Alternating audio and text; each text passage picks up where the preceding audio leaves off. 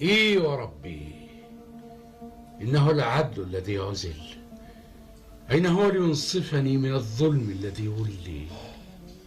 احملاه.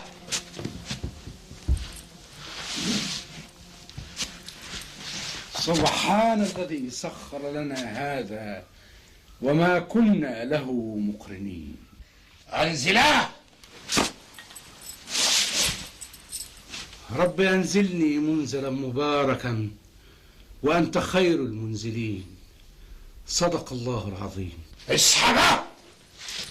بسم الله مجريها ومرساها، إن ربي لغفور رحيم.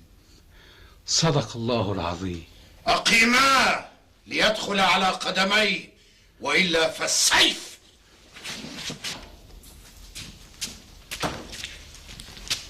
رب أدخلني مدخل صدق وأخرجني مخرج صدق، واجعل لي من لدنك سلطانا نصيرا.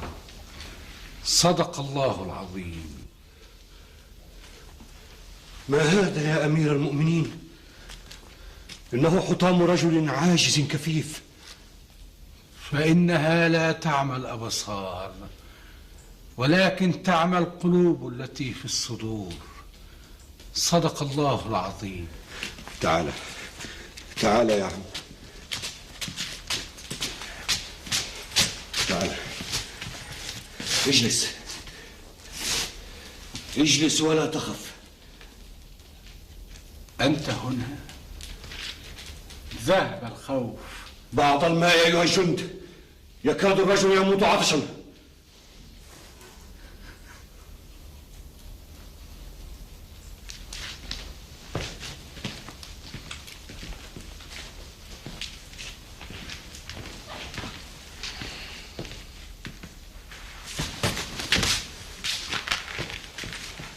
اشرب.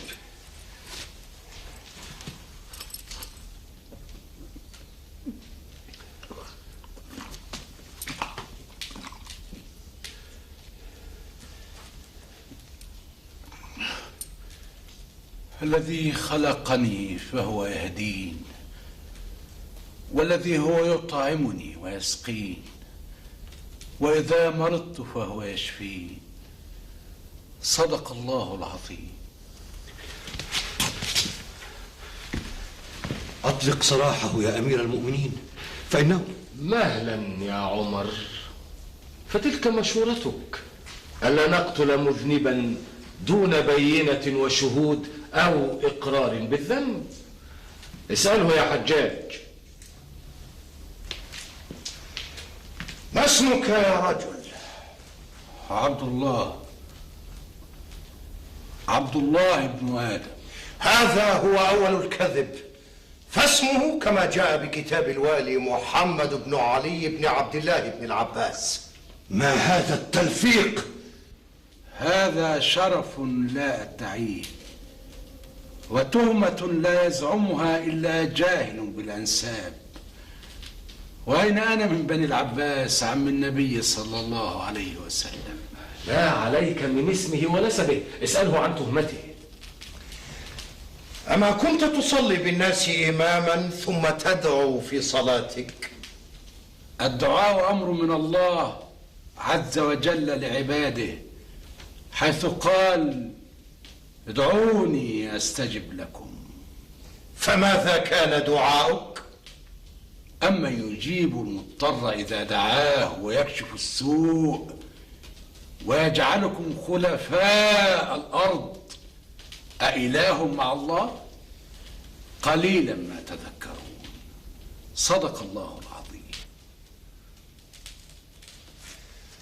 أما كنت تدعو على ولي الأمر وتتهمه بالظلم؟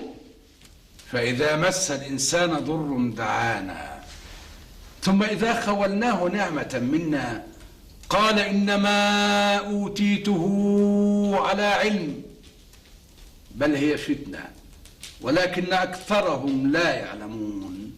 صدق الله العظيم. يا أمير المؤمنين، إن رجلا جوابه وحجته ودفاعه آيات الله لا يتهم في ذمته، فأطلق. هل انتهيت منه يا حجاج؟ ليس بعد يا مولاي، ولو أجابني ب1000 آية من آيات القرآن الكريم لأجعلن جوابه حجة عليه.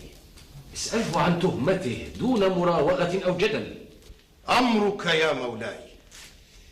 أيها الرجل أجب، أيهما أحب إليكم، أميركم يوسف الثقفي أم أميركم المعزول عمر بن عبد العزيز سامحه الله فيما فعل؟ قل لا يستوي الخبيث والطيب، ولو أعجبك كثرة الخبيث، فاتقوا الله يا أولي الألباب لعلكم تفلحون. صدق الله العظيم. فأيهما الخبيث وأيهما الطيب؟ ما كان الله ليذر المؤمنين على ما أنتم عليه حتى يميز الخبيث من الطيب، وما كان الله ليطلعكم على الغيب، ولكن الله يجتبي من رسله من يشاء. صدق الله العظيم. أمرتك أن تسأله عن تهمته فحسب.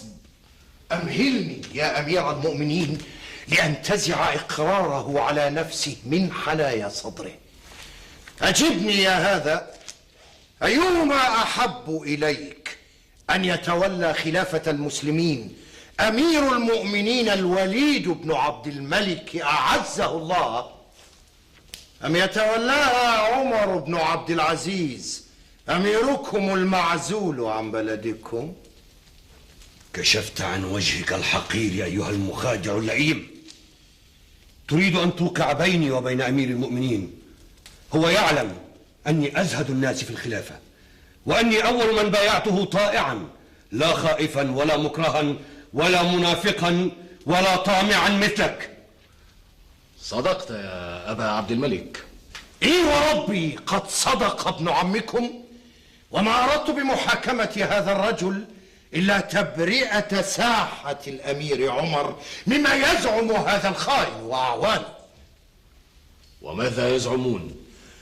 يزعمون أنهم ما عرفوا رجلا أعدل منه ولا أجود ولا أكرم ولا أتقى، ولا ذاقوا حلاوة الأمن والطمأنينة إلا في عهده، ثم خرجوا على أثره يوم عزل هاتفين باسمه وليا للأمر وخليفة للمسلمين، ساخطين على من عزله، لاعنين من تولى أمرهم بعده